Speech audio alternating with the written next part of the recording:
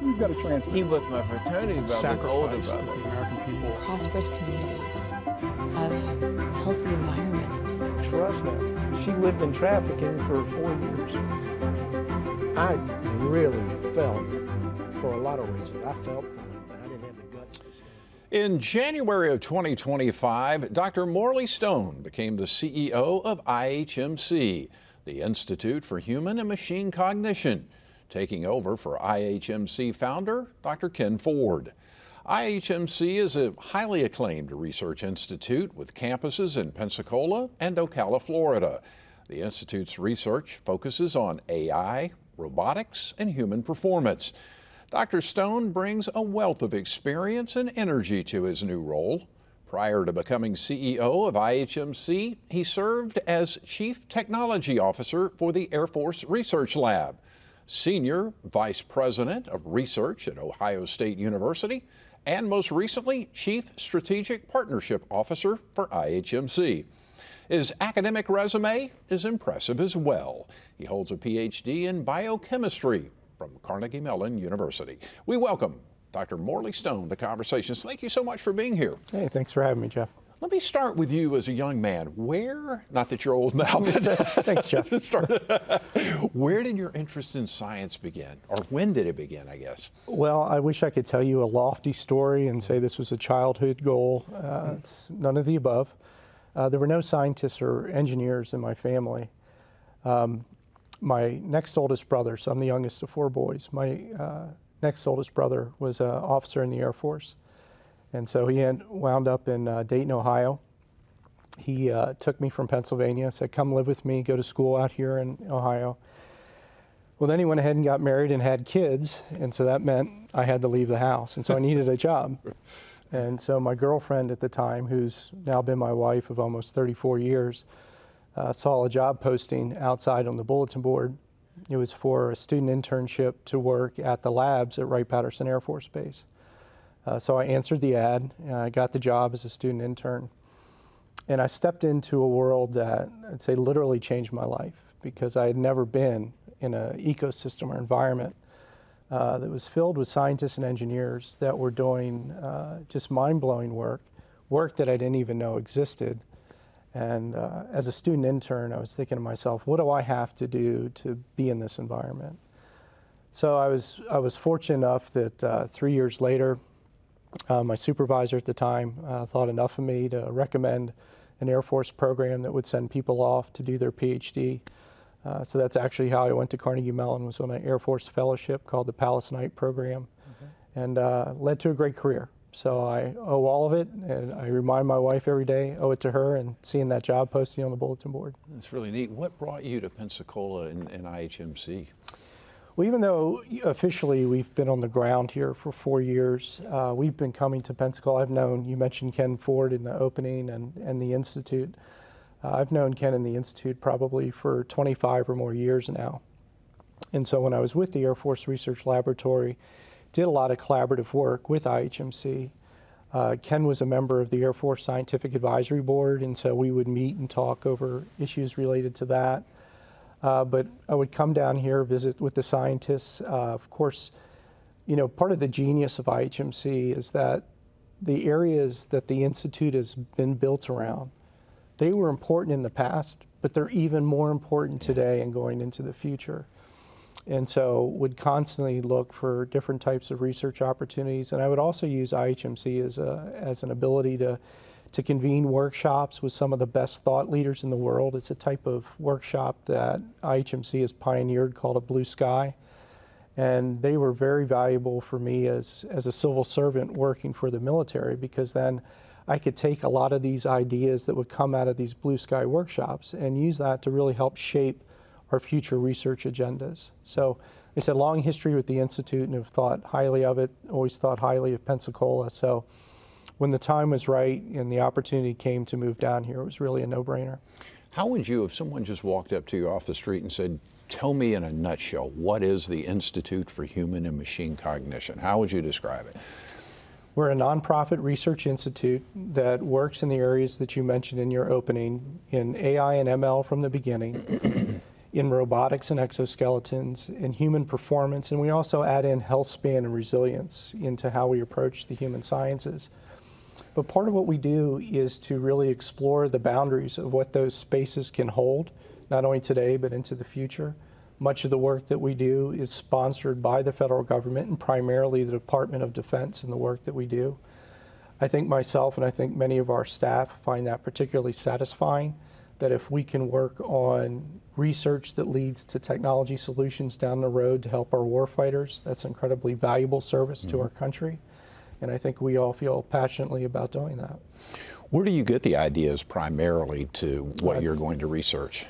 That's a great question. It's a great question because unless you do this for a living, it's often hard to explain to somebody how the confluence of new ideas come. It's part your background, your training. It's part your colleagues. It's part the environment that you're in.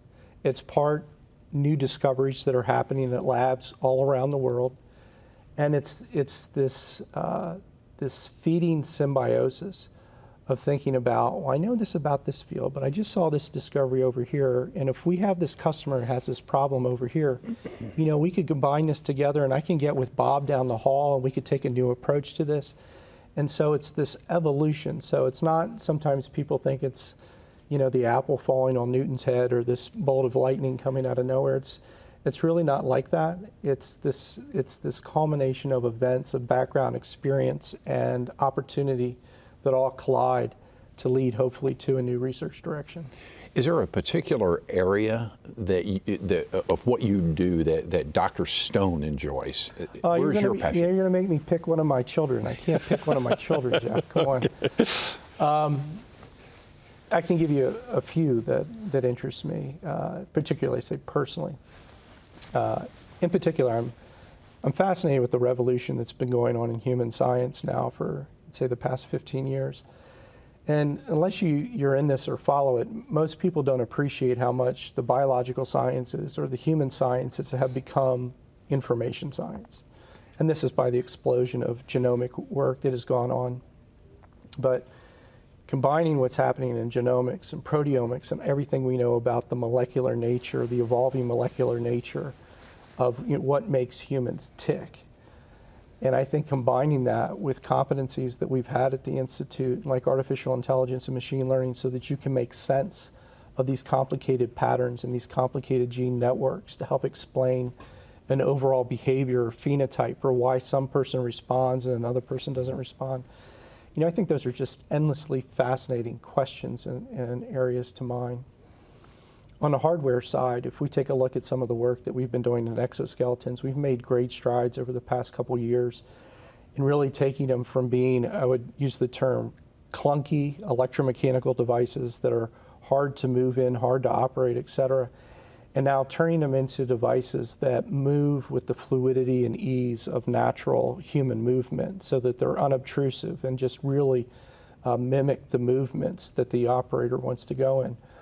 And then you start to combine that with what we can do to enhance the functionality of those exoskeletons so that they have greater insight to the human wearer, such as we can use wearable sensors to feed physiological data into these electromechanical devices to move them from being this dumb device to something that's smarter and has greater state awareness of what the operator is doing. But also incorporating just things like what's evolving with large language models so that you can start to incorporate different types of language controls into the device so that the operator is sitting there and saying, I'd like to get up and go to the kitchen. The device now has some understanding of what that means to get up and go to the kitchen. And you're getting out of this paradigm of having to operate it with controls or some other type of kludgy device. Compartmentalizing the energy demands of the batteries on those devices, reworking the cabling, incorporating new actuators, incorporating new sensors in the joints that actually sense the movements that the person wants to go in and execute. But all that's for a program that is funded by the Department of Energy, and these are for workers that work at nuclear remediation sites. Obviously not a great environment. Sure. And so these workers have to wear incredibly heavy personal protective equipment. They have to carry oxygen tanks on their back. And so anything we can do to offload this incredible stress that's on their musculoskeletal system and to take that burden off of them of course, it has the immediate effect that the DOE is interested in, is that a worker can only work for 20 minutes in this type of setting before they have to take a break. So if you can extend the useful work period, there's value to doing that. From a longer term perspective, you can just imagine the toll that this has on the human body. So anything that you can do to offload those stressors from the worker's musculoskeletal systems, helping to prevent further downstream health effects from carrying this load day in and day out, hour after hour. Obviously, there's a lot of benefit to doing that as well. Haven't you guys also done some work as far as helping people who have suffered like spinal cord injuries? We have worked with different types of paraplegics to help restore mobility. We continue to do some of that work, although it's at a lower level compared to the work that we're doing with the Department of Energy. But, you know, people focus on some of the immediate aspects of, we just want to help them get up and down steps. And by the way, we benchmark our progress in these fields by competing in international competitions with groups from around the world. And we always place very high in those competitions as well. But, you know, what people often don't appreciate is the psychological aspect of it. And what I mean by that is we've worked with wounded service members who, through a variety of tours or episodes in theater, are paralyzed from the waist down. These are active, robust people that have now been relegated to this chair. And just the idea of getting up out of the chair and being able to stand erect, being able to look another human in the eye again and not be looked down upon, I mean, it often gets very emotional for those service members. I'm sure. So there's, like I said, an incredible psychological aspect that's way beyond the hardware and what you're trying to enable. When we mention robotics, tell me what you're doing at IHMC in the form of robots. Well, the particular type of robots that we focus on are bipeds. Okay, so platforms that have two legs. Okay. And the reason we do that is that if you go all the way back to the beginning of the Institute was not about developing technology for technology's sake.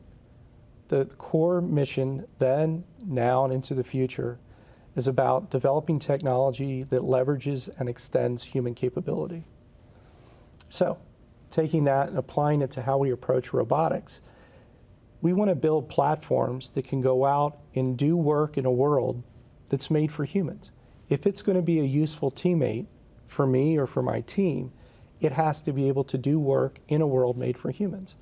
And so that means being able to go up steps, turn valves, open and close doors, all the things that we take for granted.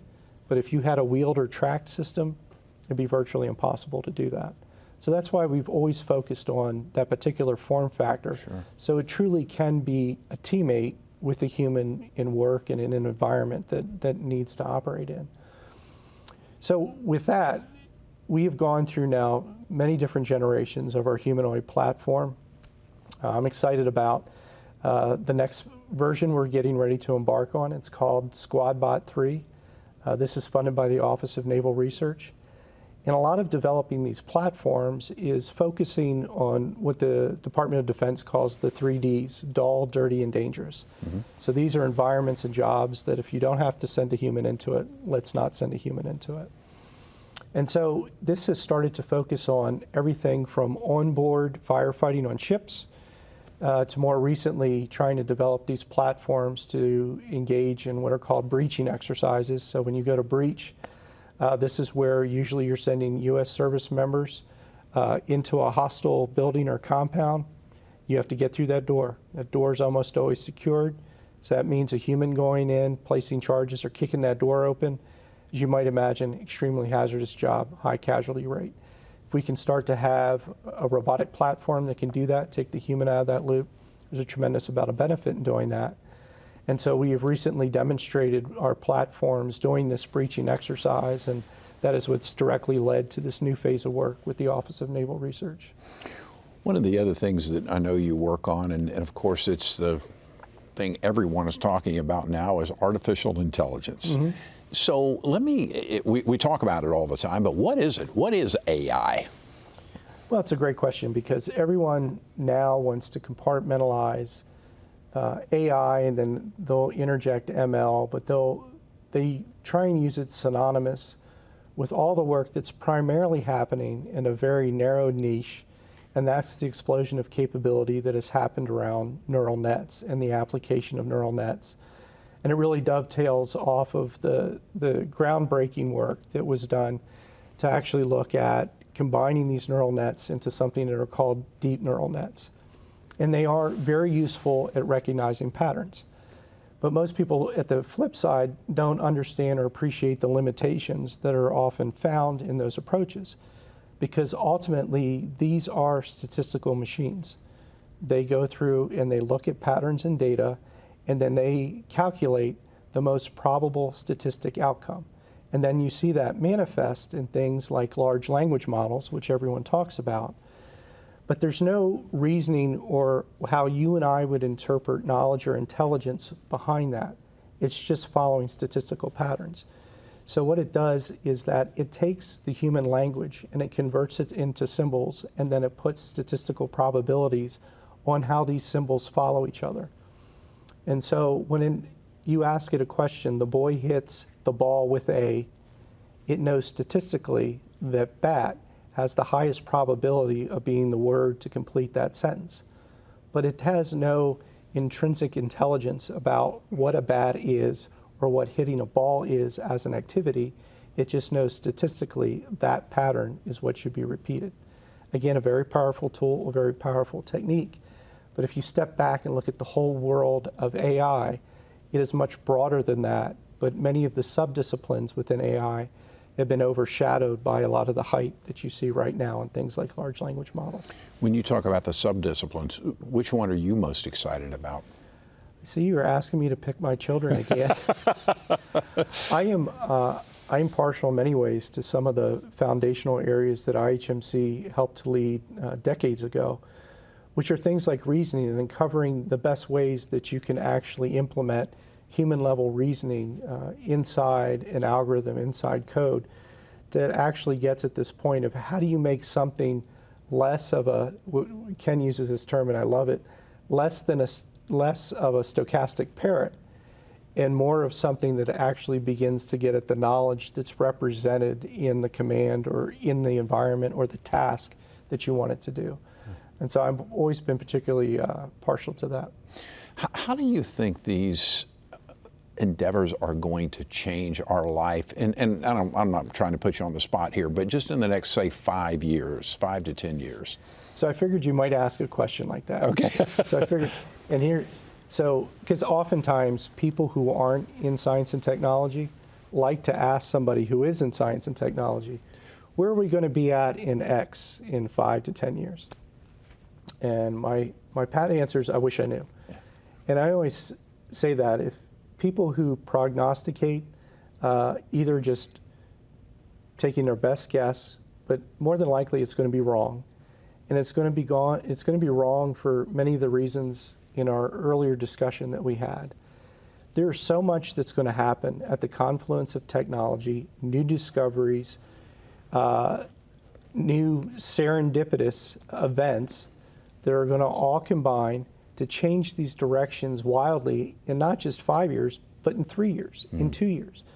And so that's why we focus on, and the we here, you know, as Ken and I talk about this a lot, we focus less on trying to be prognosticators of where we're going to be in 5 years, and instead focus on hire the very best scientists and engineers we can, and then put them in an environment where they can let their creativity, their competency, their desire to want to drive a field forward be unleashed and be enabled, such that it's the environment that's going to lead to the discoveries in 5 and 10 years, not a roadmap. Not saying that this box is going to follow this box, is going to follow this box. That makes perfect sense when you put it in that perspective. Let me jump ahead real quick and talk a little bit about, we were talking about human performance. I know you have a brand new building. I know you're conducting clinical trials right now. Tell me a little bit about that. Well, obviously we're extremely proud of it. It's a brand new 40,000 square foot building, but the thing I like the most about it is that it's this brick and mortar instantiation of the vision that we wanted to have and how we approached health span, resilience, and performance. And so what I mean by that, The tagline for how we wanted to approach this is from the molecular level up to the whole human. And we laid out the building to reflect that. So everything on the first floor of the building, it's filled with labs to do whole human assessment. Everything from overall neurocognitive assessments, simulations, intervention centers, biomechanics. All of these things are about the whole human assessment. But then when you get up to the third floor, there's not a whole human assessment to be found. Everything moves from tissue to cells to molecular level as you go down that third floor. And then the exciting piece is that as you work through this deconstruction, these levels of organization of what makes us humans, you get down and you figure out some of these genomic fingerprints.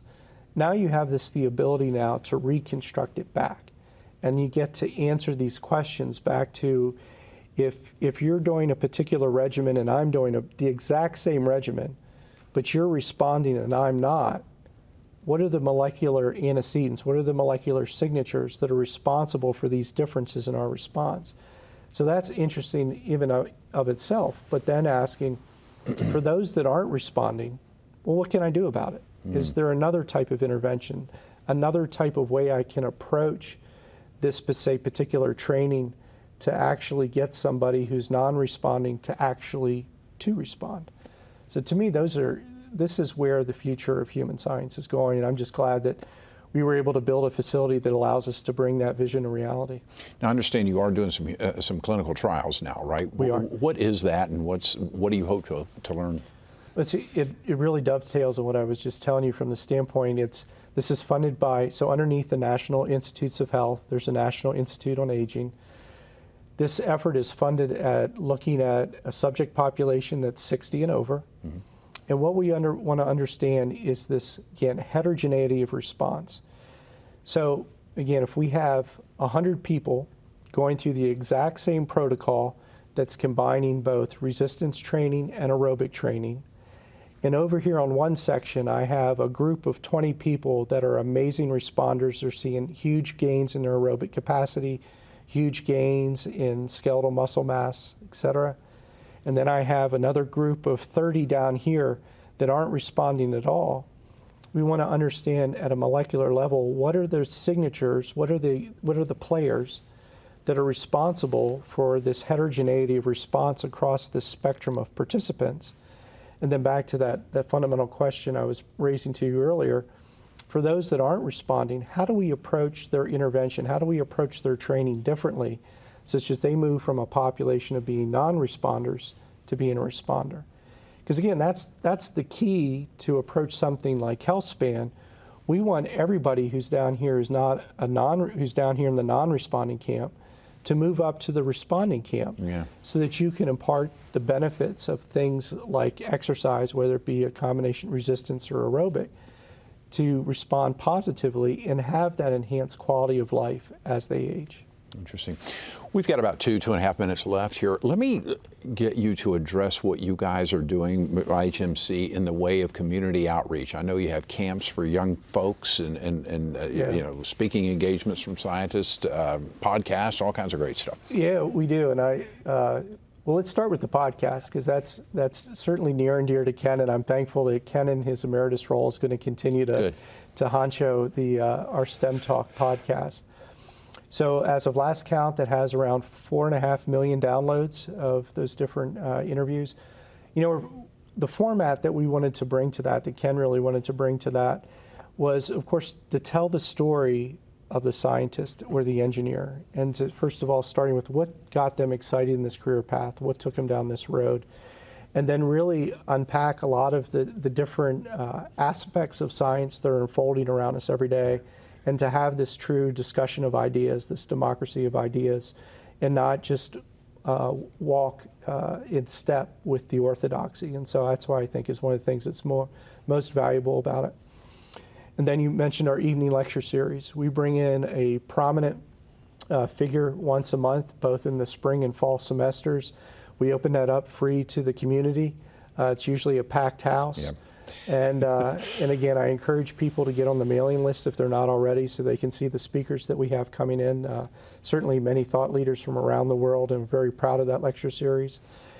Mention our Science Saturdays. This is where we work with elementary school age kids to bring them in one Saturday a month to teach them hands-on science. And again, you know, our goal here is to infect them with the science bug early on so that they understand the joy of discovery, the joy of doing hands-on, and that, you know, it's not just some old white guy in a lab coat. It's actually for everyone, and they can have a great time, and it's really a very special occupation.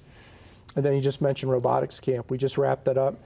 It's an incredibly popular offering that we have. It's so popular here in Pensacola, we just had to add a third week of programming for that.